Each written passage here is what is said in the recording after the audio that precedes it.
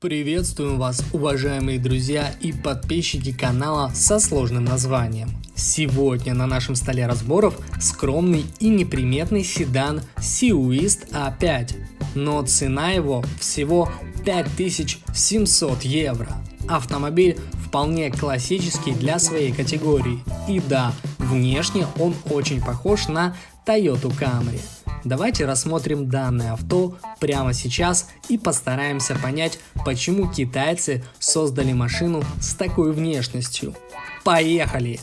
Кстати, на нашем канале уже есть большая коллекция обзоров на китайские автомобили. Ссылку на самые популярные модели вы сейчас видите на экране. Переходя к дизайну, как и говорилось ранее, особенностей у машины как харизмы у китайского червя. Передок выполнен не просто стандартно, а практически скопирован с других моделей.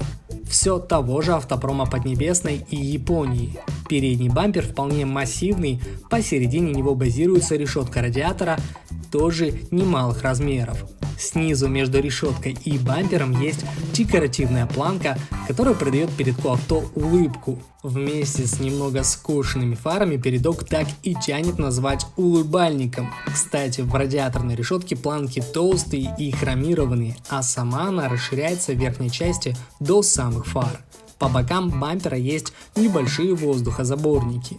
Боковой вид такой же постный, как тофу в китайских уличных кафешках. От верхней точки заднего спойлера на багажнике до переднего крыла идет объемная прямая линия, проходящая прямо по ручкам дверей. Ниже в углу задней двери имеется неглубокий ложемент. На этом полномочия китайских дизайнеров все. Но надо признать, хотя вид и скромный, зато он не нагружен декором, как обычно любят делать в случаях с кроссоверами. Задняя часть у автомобиля тоже довольно интересная. Следует отметить задние фары, которые расширяются к углу корпуса и плавно зауживаются ближе к центру крышки багажника.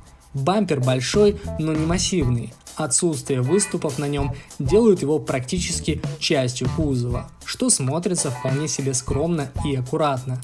На заднем бампере есть по углам дублирующие габаритные и стопорные огни. Крышка багажника небольшая, в меру выделяющаяся на общем фоне филейной части седана. Габаритные размеры новинки следующие: длина 4588 мм, ширина 1780 мм, высота 1485 мм и колесная база 2625 мм.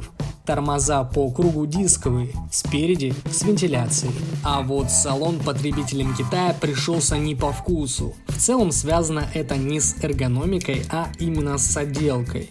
Видимо, покупатели забыли, что авто стоит 5700 евро.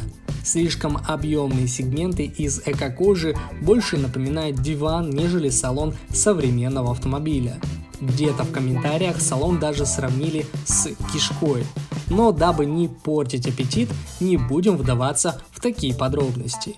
Приборная панель аналоговая с ЖК-дисплеем. Справа от нее, прямо по центру салона, расположился дисплей на 7 дюймов.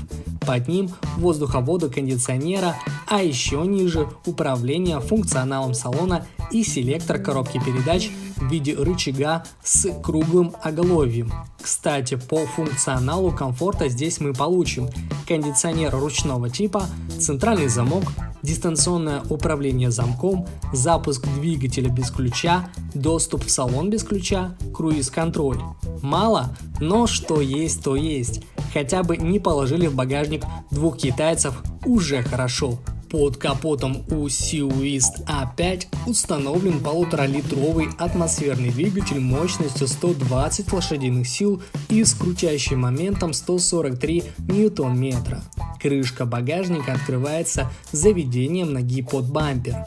Есть климат-контроль, системы стабилизации и помощи при подъеме в горку, а также задний парктроник. Отметим, что у Seawiz A5 полностью независимая подвеска. Сзади применена многорычажка.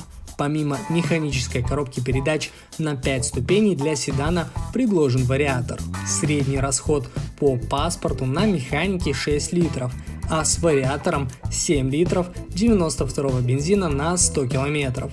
Стоимость авто составляет 5700 евро, что вполне понятно, так как это адекватная цена за такой постный автомобиль. Ну а мы на этом заканчиваем и отправляемся за новым авто для обзора. А вам желаем всего доброго и до встречи в наших новых выпусках. Просим подписаться и поставить лайк за нашу работу.